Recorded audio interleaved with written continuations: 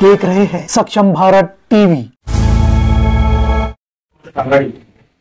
दक्षिण विधानसभा कार्याध्यक्ष, विधानसभेच्या अध्यक्ष या नात्याने आम्ही काम करत असताना अशा प्रकारचं लक्षात आलं की नागरिकांच्या ज्या समस्या आहेत त्या समस्या जेव्हा प्रशासन व्यवस्थेकडे नागरिक लोक मांडतात तेव्हा मात्र प्रशासन व्यवस्था नागरिकांच्या अडचणी सोडू शकत नाही अशी परिस्थिती आमच्या लक्षात आली। कारण की इथले नागरिक लोक प्रशासन व्यवस्था ऐकत नाही, म्हणून वंचित बहुजन आघाडीचे जे काही आमचे पदाधिकारी आहेत त्यांच्याकडे कंप्लेंट केली असता, तक्रार केली असता, आम्ही मात्र त्याला गांभीर्याने घेतलं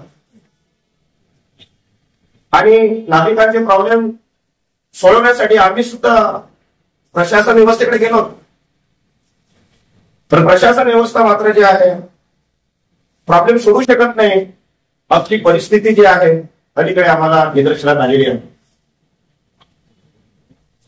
स्थानिक स्वराज्य संस्थेचे कार्यकाल 4 वर्ष संपूनही लोकशाही विरोधी कृत्यातून इथली कुठली शहरामध्ये आणीबाणी नसताना सुद्धा नगरसेवकाशिवाय म्हणजे शासन, प्रशासन आणि नागरिक यामधला जो दुवा आहे तो म्हणजे नगरसेवक, आणि यामध्ये नागरिकांचा जो काही प्रतिनिधी समस्या निवारण करण्यासाठी निवडून येतो,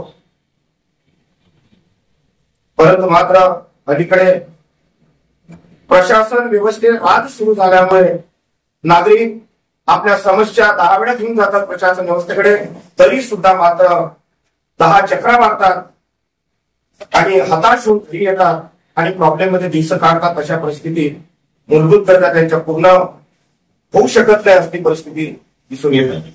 मग ती पाण्याची समस्या आहे, एरियामध्ये नगरामध्ये ज्या साफसफाई होत नाही अशा प्रकारची तक्रार आहे, शुद्ध पाणी मिळत नाही, पाणी लिकेज होत आहे, आरोग्य व्यवस्था जी आहे इतकी कचाळ आहे अशा पद्धतीच्या लोकांनी आमच्यासमोर मांडणी केली। त्याचप्रमाणे झोपडपट्टीचे प्रॉब्लेम सुद्धा आमच्या वंचित बहुजन आघाडीच्या स्थायी विधानसभेच्या अध्यक्षाकडे लोकांची तक्रार आहे। त्याचप्रमाणे गटर लाईनचे प्रॉब्लेम, आरोग्याचा विषय हा प्रशासन व्यवस्था येतात थोडस हातूर मातूर काम केलं, क्लीन केलं, स्वच्छ केलं की निघून जातात, पण मुळासकट मात्र प्रश्न निकाली निघत नाही। आणि अशा प्रकारची परिस्थिती नागरिकांच्या समोर असल्यामुळे वंचित बहुजन आघाडीने आणि संपूर्ण पदाधिकाऱ्यांनी ही बाब गांभीर्याने घेतली आणि लोकशाही विरोधी जी शासन व्यवस्था इथे प्रशासनाला सुरू करत आहे हे कुठेतरी चुकीचं आहे। कुठलाही एखादा मुद्दा टाकून देतात आणि टाकून दिलेला आहे आणि म्हणतात की आरक्षणाचा मुद्दा आहे आणि त्यामुळे आम्ही निवडणूक घेऊ शकत नाही, पण मात्र इथे नागरिकांचे प्रश्न आहे, नागरिकांचे प्रश्न हल कसे होईल याचा म्हणजे निवाडा इथल्या स्थानिक स्वराज्य संस्थेतील किंवा शासन व्यवस्थेतील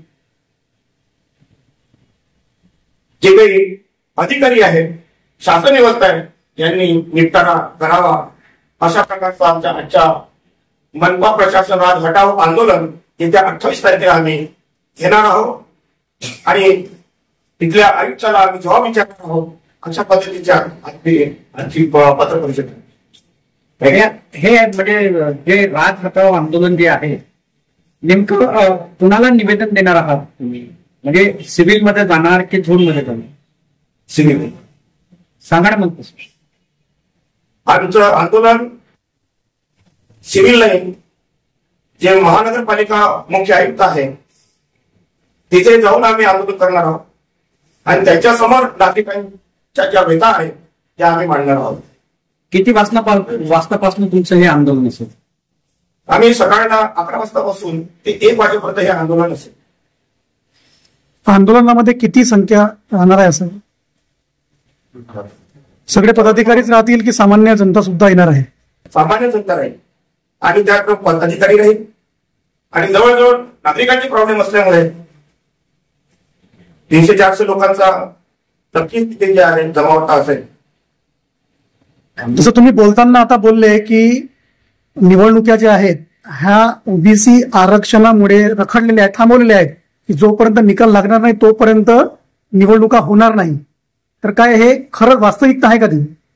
ज्या पद्धतीनं त्याने न्यूज मागच्या वेळेस मागच्या 28 तारीख होती, त्यानंतर पुन्हा पोस्ट पॉकेली त्यांनी की सर्वोच्च न्यायालयाचा निर्णय आलेला आहे ती अजूनही कोणीतरी पीक टाकलेली आहे आणि त्यामध्ये पुन्हा समोर ढकलण्यात आली आहे आणि येणाऱ्या मे महिन्यामध्ये 4 तारखेला पुन्हा त्याचा निर्णय आहे. असल्या प्रकारचं नेहमी दुसरं कारण सांगतात. परंतु सर्वोच्च न्यायालयाने निर्णय जो द्यायचा तो देईलच, परंतु जे आहे ज्या लोकशाहीच्या पद्धतीने ज्या निवडणुका व्हायला पाहिजे त्या वेळेवर व्हायला पाहिजे, लोकशाहीच्या विरोधी व्हायला नको अन्यथा लोकशाहीला धोका पोहोचेल.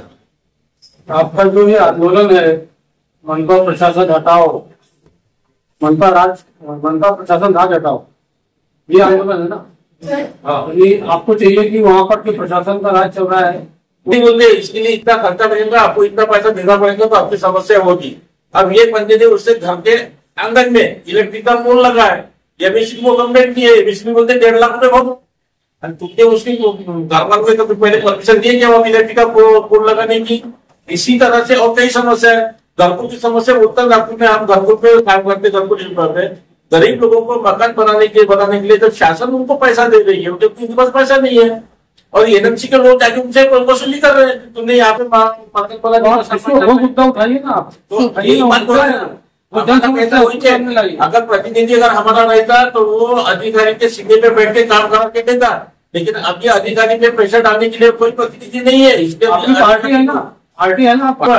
जितने भी लोग हैं समस्याग्रस्त वो लोग या जितने में पब्लिक है लोग हैं वो 28 तारीख के इस जन आंदोलन में आए, अपनी अपनी समस्या सुनाने के लिए वहां पर लोगों को बताएं और अधिकारियों को बताएं. उनके क्षेत्र में उनके जोनल अधिकारी पदाधिकारी जो आगे अधिकारी है वो उनके साथ में कैसी बर्ताव करते हैं, उनकी समस्याओं का हल करते हैं या नहीं करते हैं. ये चीजें आयुक्त के कान पे जाने को होना, लोगों को पता चलने को होना, क्योंकि जितनी भी पार्टियां हैं सब अपना अपना उंगली सीधा कर रही है, अपने अपने पराठे सेक रही है. इन सब बातों का किसी को कोई लेना देना नहीं है. 28 तारखेला गेल्या 3-4 वर्ष झाले महानगरपालिकेचं जे आपलं नगरसेवकचं इलेक्शन होतं झालं नाही, परंतु आता हे प्रशासन राज जे बसलं आहे या प्रशासन राजमध्ये लोकांना त्रास होऊन राहिला. समस्या जे नगरसेवक आंदोलन नगरसेवकांकडे सकाळी आपण जो कंप्लेंट देत होतो, आज जनसेवा करण्यासाठी आपण जे कार्यालय उघडले आपल्याकडे कंप्लेंट येतात, परंतु महानगरपालिकेमध्ये आज असं झालंय प्रशासन राज असल्यामुळे ते कंप्लेंट ऐकत नाही आणि जे सत्तेवर असतात त्या लोकांच्या कंप्लेंट ऐकून घेतात. तर प्रशासन राज आज होऊन राहिलेला आहे.